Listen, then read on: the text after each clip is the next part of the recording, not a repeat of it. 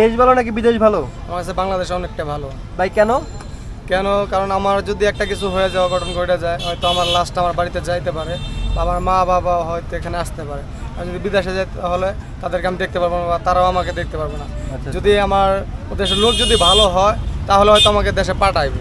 যদি লোক ভালো না হয় তাহলে হয়তো পাঠাইবো না, বা ও জায়গায় পয়সা জমা হয়তো কিছু হয়ে যাবে। আচ্ছা, আপনি দেশে কি করতেছেন? দেশে আমি বর্তমান গাড়ি চালাইতেছি, অটো গাড়ি। হ্যাঁ, অটো চালাই। মাশাআল্লাহ, দেখুন অনেক সুন্দর অটো চালাচ্ছেন। আপনার প্রতিদিন ইনকাম কত থাকে?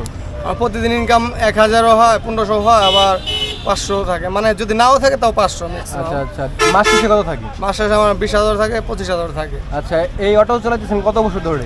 অটো চালাইছি আমি 2 বছর ধরে আর কি। 2 বছর। অটো চালায় 2 বছরে কি কি করছেন? 2 বছরে আমি প্রথম কিস্তি উঠেছিলাম 50,000 টাকা।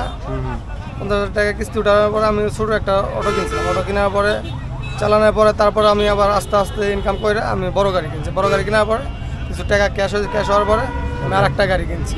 একটা গাড়ি কেনার পরে 2 গাড়িতে তাতে আমার বাড়িতে 80,000 টাকা জমছে আর কি। 2 গাড়ি আছে এখন, আরো 80,000 টাকা ক্যাশ আছে। ক্যাশ আছে আর কি। 2 বছরে।